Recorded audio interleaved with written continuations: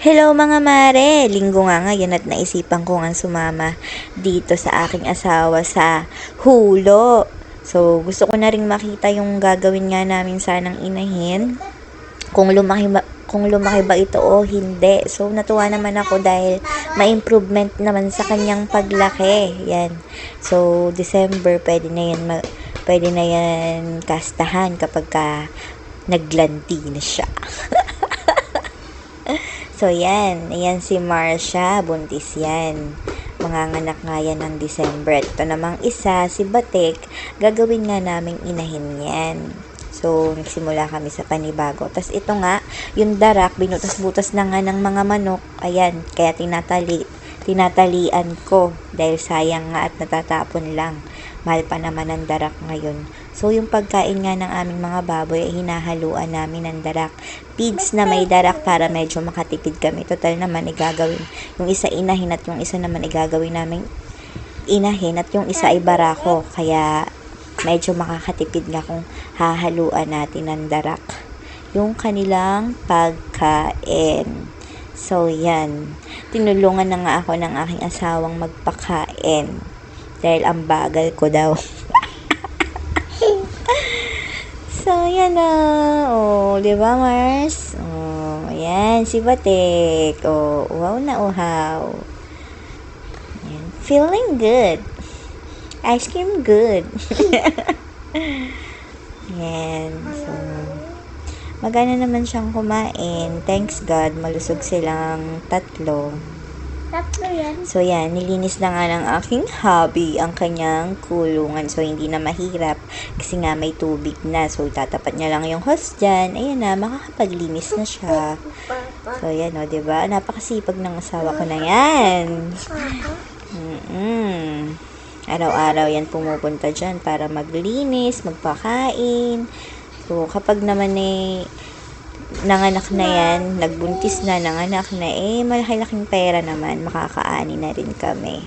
So, sana nga, wag na kaming malugi o wag nang mayroon pang madisgrasya sa aming mga baboy dahil sobrang hirap at marami ng puhunan ang naibigay namin sa kanila. So, yan, pinapaliguan niya, nililinis niya, para mabilis lumaki. Pinapakain niya rin. So, diba? Yan. O, diba? Kinakalinis-linis niya pa yan. O, hims na hims niya pa. Yan.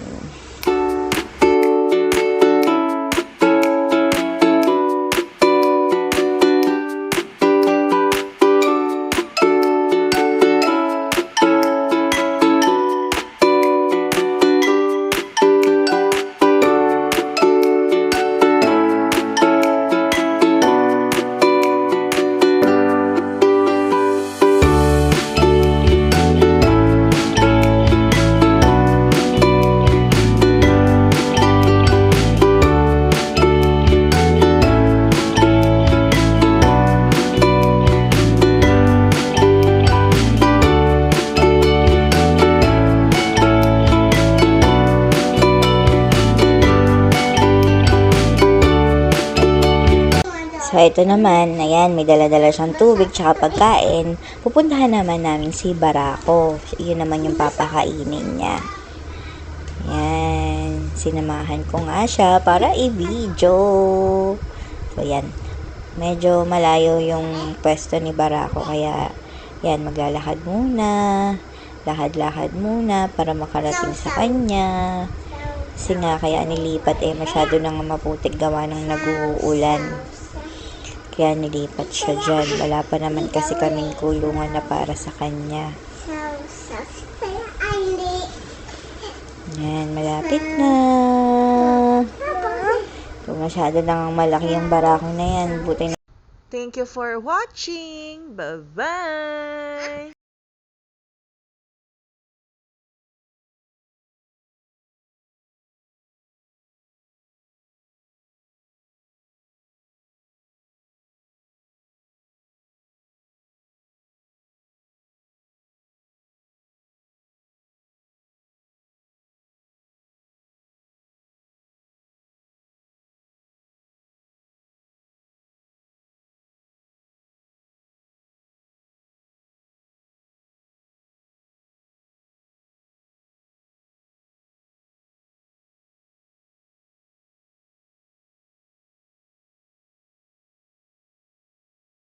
Bye. Bye-bye.